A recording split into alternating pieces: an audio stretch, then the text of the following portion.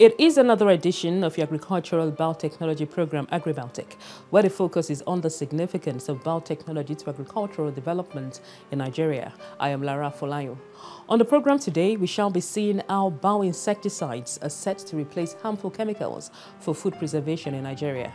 A memorandum of understanding between the National Biotechnology Development Agency and Biocrops, a biotechnology company, was recently signed to that effect, and we shall be bringing you details of that on the program. The Executive Director, International Institute for Crop Improvement, Donald McKinsey, will also be sharing his thoughts on the use of biotechnology for agriculture on the program today. But first, we bring to you the What's New segment. The Ugandan Parliament has passed the Genetic Engineering Regulatory Bill 2018. The bill was formerly known as the National Biotechnology and Biosafety Bill. It seeks to provide a regulatory framework for safe development and application of biotechnology, as well as the release of genetically modified organisms. The country's parliament earlier passed the same bill on October 4, 2017, but it was sent back to parliament for review.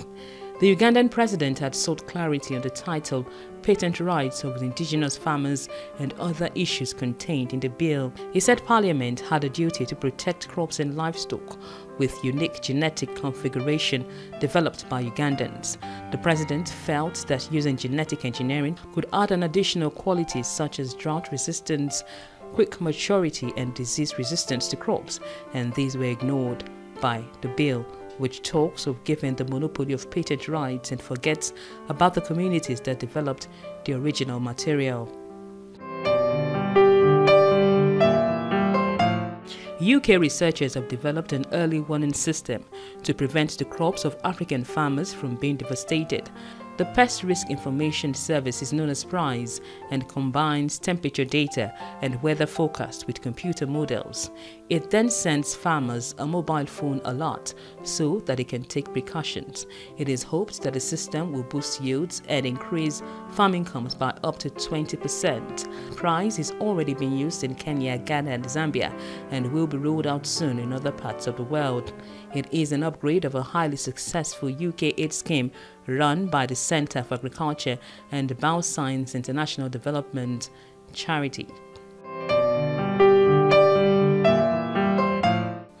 A United Nations Food and Agriculture Organization's report says climate change is a leading factor for why it is difficult to feed the hungry around the world. The report is part of an appeal to achieve zero hunger worldwide. It says it's not just about global warming, but that humans have outstripped the planet's carrying capacity with regards to land and water. The report adds that it makes the goal of providing affordable, nutritious food to people far more difficult. With an estimated 820 million malnourished people around the world, the report released by the FAO and the International Food Policy Research Institute comes just before a global conference that will seek to accelerate efforts to eradicate hunger.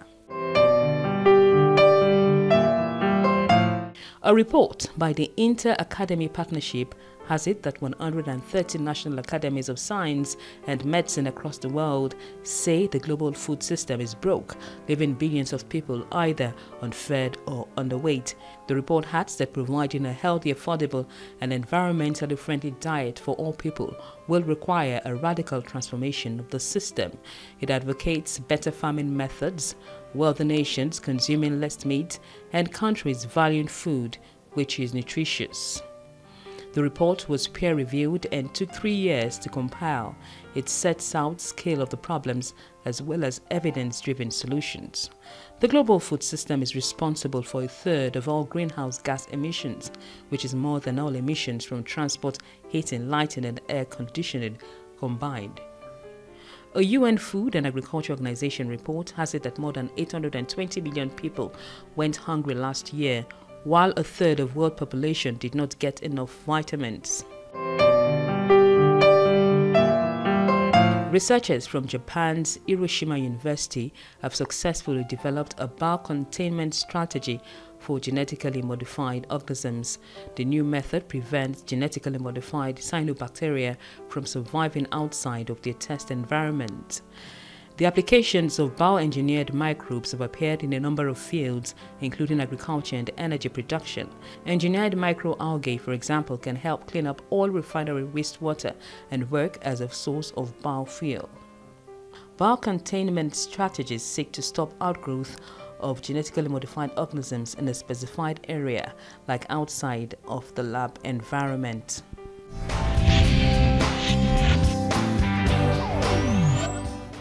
Bioinsecticides are organic substances which are harmless to man and the environment. Scientists say they are safe alternatives for crop preservation. Let's now see this report on the Memorandum of Understanding signed between the National Biotechnology Development Agency and the company Biocrops on the use of bioinsecticides for crop preservation.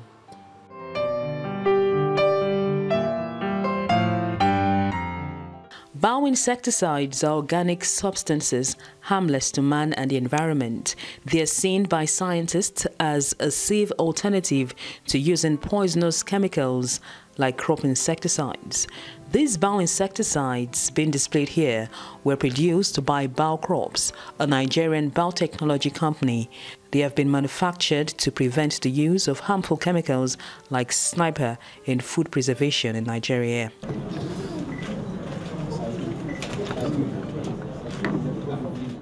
A memorandum of understanding is now being signed by the National Biotechnology Development Agency and the management of Biocrops on this newly developed bioinsecticide. The Nigerian Science and Technology Authorities expect this development to also allow for the production of Nigerian-made biotechnology products such as biofertilizers, biopesticides, technology seeds, and elite seedlings. We sincerely welcome and acknowledge this memorandum as a significant step in the quest of the administration of President Muhammadu Buhari, GCFR, at making agriculture a main contributor to the Nigerian economy. Globally, science and technology is shaping development and the way people think and act. Government has demonstrated in time past its determination to make science and technology the hub on which the wheel of development revolves. Premised on this, the President has promised to make science and technology the country's mainstay and not to allow any research result go to waste ever in this country. The Federal Ministry of Science and Technology, through its agencies, as a matter of policy, have been forging and supporting collaborations among public and private institutions and organizations to facilitate development, equity investment in projects, and access to new revenue and capacity to service delivery for the fulfillment of the visions and aspirations of the National Science and Technology Policy. One of such agencies under the Federal of Science and Technology is NABDA, a public institution, which has a mandate to acquire, domesticate, deploy, carry out well-focused research in biotechnology, coordinate, facilitate, and promote biotechnology activities in Nigeria. Biocrops, on the other side, is an indigenous and private biotechnology company and is an ERGP laboratory incubatee of the Federal Ministry of Budget and National Planning, with a focus on a pre-urban agriculture and novel products.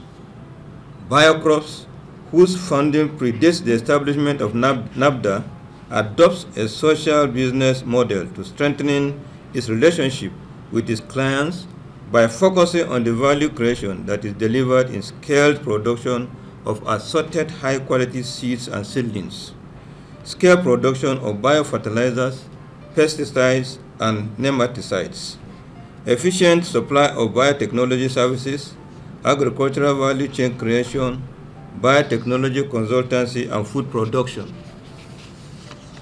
Biotechnology is a valuable tool for addressing the several challenges of Nigeria in terms of food production, genetic involvement of living systems, as well as improved health management, environmental sustainability, and industrial growth.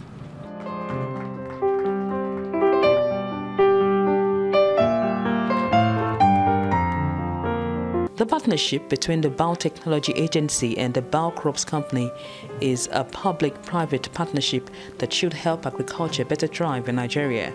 It is expected to further help drive the growth of science and technology in the country too. It's a scaled production of biofertilizer and pesticides, 3, efficient deployment of biotechnology services, 4, agricultural value chain creation, and biotechnology consultancy services and food production. Of course, all of us are aware of the huge population and the fact that we must have to adopt biotechnology if we are to be able to feed this large population, estimated to hit over 200 million in the next few years. This partnership is expected to lead to over 10,000 direct and indirect jobs in the next 4 years. NABDA and Biocrops have today reached a historic landmark in their relationship by signing this memorandum of understanding, which will ultimately lead to immediate production of Nigerian developed and manufactured biotechnology products such as biofertilizers, biopesticides, technology seeds, and elite seedlings, including elite yam varieties promoted by IITA and YISWA program, which are grown in the air. This is in line with the economic diversification agenda of the present administration. Biocrops today has brought synergies between farmers, top-notch research institutions within the country, digital finance experts, novel market-ready products, and indeed, game changers in the agricultural space. This feat by both organizations goes to show the seriousness with which the government of the day regards agriculture. Nigeria today has signified its readiness to promote and compete in the global village. This collaboration has attracted an initial funding of about 3.2 billion naira in its phased implementation and will produce close to 10,000 jobs that did not hitherto exist in this country.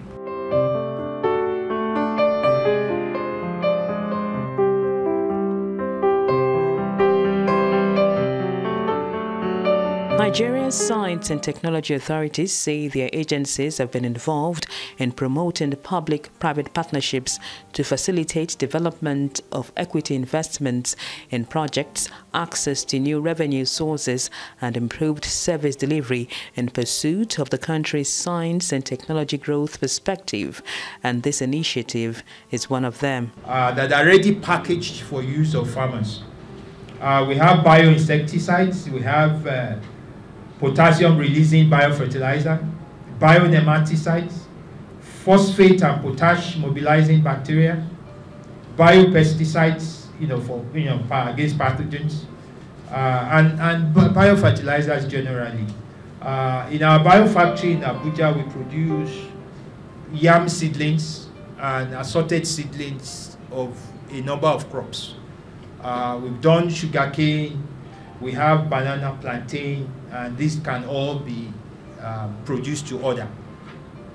We also are introducing something new in the market, which is basically we call technology seeds. These are sometimes pre-inoculated seeds that allow farmers to just go to the farm and plant their soya bean and come back and harvest. There is really no need to start looking for fertilizer. And these have been tested on the farm. And it is time for Nigeria to actually reap the benefits of these many years of research. We want to acknowledge a lot of our partners. We have research and technology partners. I want to start with the BUK Department of Arid Zone Agriculture, who have partnered with us very deeply, and through them, with them, we promise that we will be releasing more developed products into the market. Beyond research, we want to lift the fortunes of the farmers in this part of the world.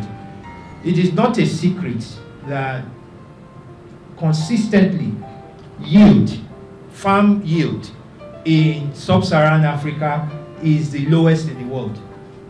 Sometimes we are producing 10% of what others are doing in other parts of the world. Is it not a shame? It is. And what is causing that is because we did not put science behind agriculture. The National Biotechnology Development Agency, as an agency of the Ministry of Science and Technology, is to acquire, domesticate, deploy, as well as promote biotechnology in Nigeria. Biocrops, on the other hand, is a biotechnology firm which is an economic recovery and growth plan incubatee of the Budget and Planning Ministry, focused on peri-urban agriculture and novel products.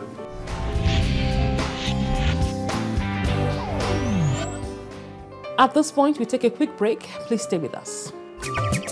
Did you know that genetically modified organisms, GMOs, are safe and do not pose any risk, hazard or danger to human, animal and the environment? Neither do they cause cancer, infertility, sterility, tumor or any adversity. There is safe use of GMO drugs like insulin, vaccine, rapid diagnostic test kits for malaria, HIV, hepatitis and so on. The safety of GMOs is certified by the World Health Organization, WHO, Food and Agricultural Organization, FAO, European Food Safety Authority, EFSA, the National Academies of Science globally, the Royal Society, UK, and over 110 prize Nobel laureates. GMOs are safe, effective, and certified by MBMA in Nigeria.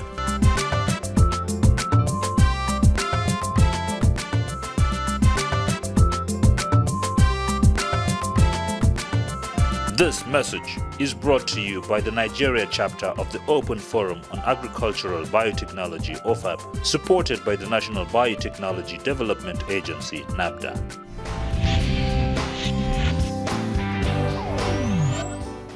And next, we join the Executive Director of the International Institute for Crop Improvement, Donald McKinsey, on the use of biotechnology for agriculture in Nigeria.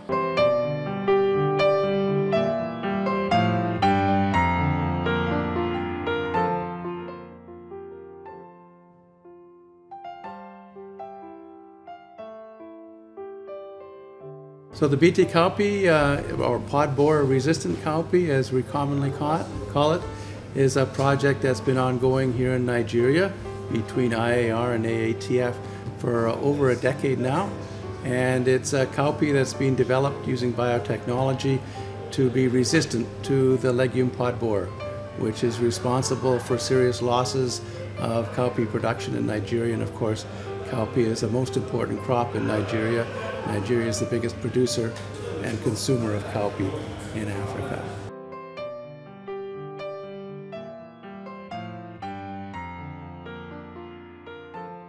What it can do is really boost productivity for smallholders and also boost incomes for smallholders, because a lot of smallholder farmers now growing cowpea are spending large amounts of money, resources on spraying to control the pod borer. An introduction of pod borer resistant cowpea will reduce those costs.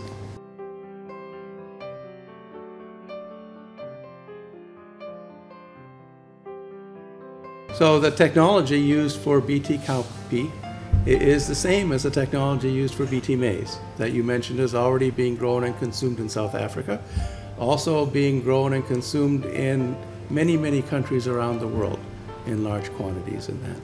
And we have more than 2.5 decades of experience with crops such as BT maize. So the same technology in BT cowpea, it's been tested, it's shown to be safe. We also have the same technology in eggplant, BT eggplant, which is being grown by farmers in Bangladesh and consumed. So there's a lot of experience with the technology and every reason to believe, of course, the product is safe. So there are no concerns.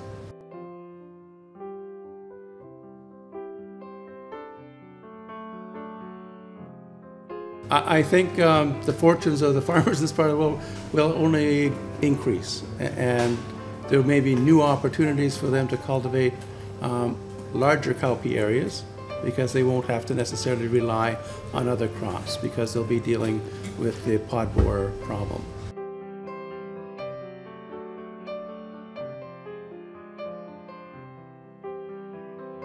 So I'm not familiar with what the actual typical yields are for cowpea in Nigeria, but I do know that from experiments that have been done and studies that have been done in field trials, that when you have the Maruca infestation, your yields can be reduced by up to 90%, 80 to 90%. And this is going to be alleviated by growing the pod borer resistant cowpea. So under the same conditions, farmers might expect to see yields maybe 5 times greater or more because they have better control of the pod borer.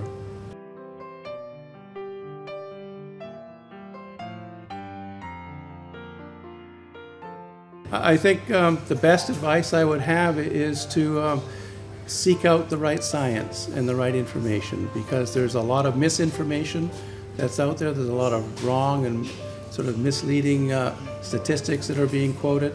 I think that people should listen to their scientists, because the scientists and researchers working at IAR and others, they're familiar with it. They're familiar with all of the safety issues, and I would listen to them and what they have to say. The experience that we've had over almost 25 or more years with biotechnology products, GM products, is that there aren't safety issues that have come to light.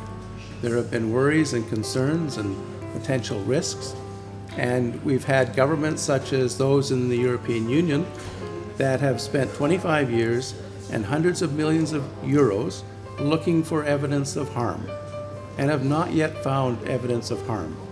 So we have a lot of experience to date, as well as all of the science supporting it, to show that these products, these technologies are safe for use and consumption.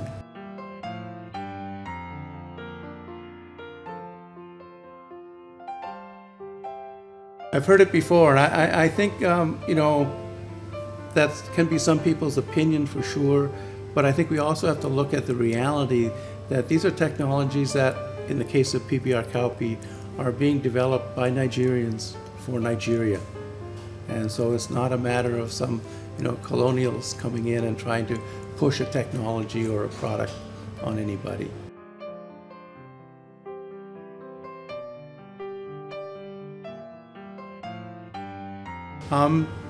I think, and as we know, over the next 20 years or so, by 2050, we're expecting that the population will go up to almost 10 billion people in the world.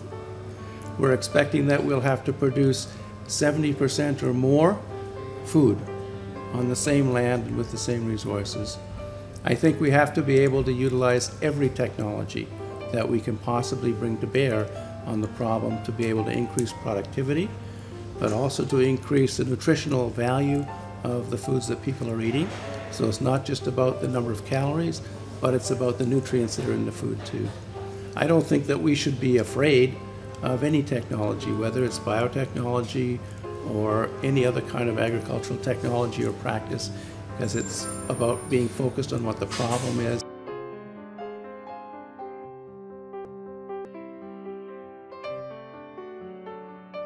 I think, and as we know, the National Biosafety Management Authority is going to be looking carefully at the biosafety dossier that's being submitted for PBR cowpea, and I think they will do their due diligence. And if at the end of the day they come out with a finding that they believe it is safe for the environment, safe for people, safe for livestock, then everybody should be happy about that, and we should adopt the technology and move on.